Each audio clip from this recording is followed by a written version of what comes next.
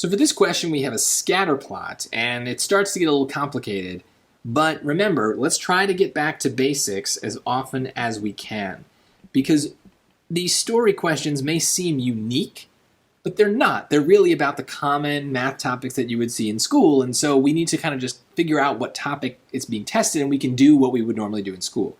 So if we look at this, there's only so many shapes that we see in math. And this one, even though it's kind of scattered, that's why I call it a scatter plot, it's a line, right? The dots are kind of off because in real life, things aren't perfect, right? There's variation, things are a little far or a little different than what we might expect. But in math, for a lot of cases, we care about the pattern, we care about the trend, and in this case, the trend is clearly a line.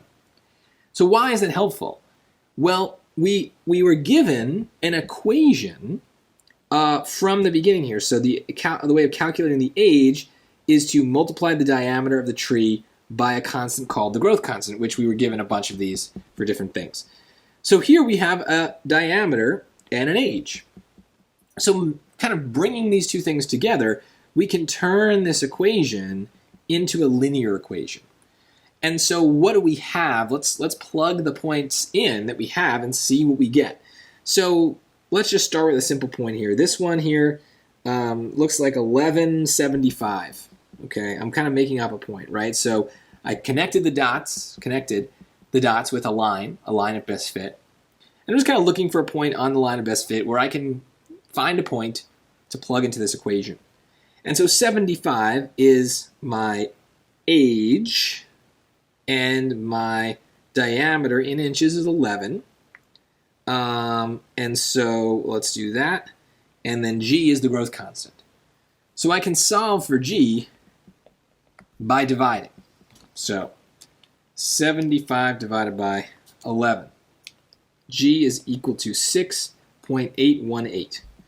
So let's see if any of them have a 6.18818. So, okay, none of them do, but only one is like really big, like ours is. So I'd probably just pick D here. However, we could always be more certain, right? So let's pick a different point, right? Let's go all the way up here.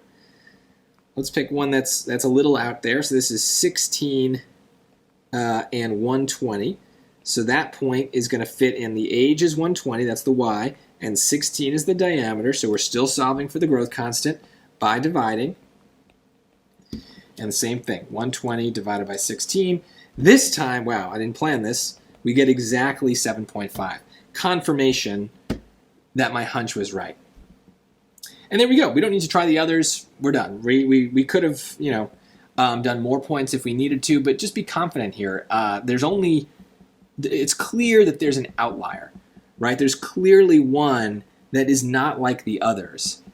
We shouldn't have guessed that from the start, but once we had some data to go on, that makes me much more confident that there's a reason there's an outlier there. So that is it. Getting back to basics here, following instructions, using equations is much better than trying to conceptually think about what's going on. We really want to use real numbers as much as we can, and noticing it's a line gives us a better opportunity to use numbers and just plug them in.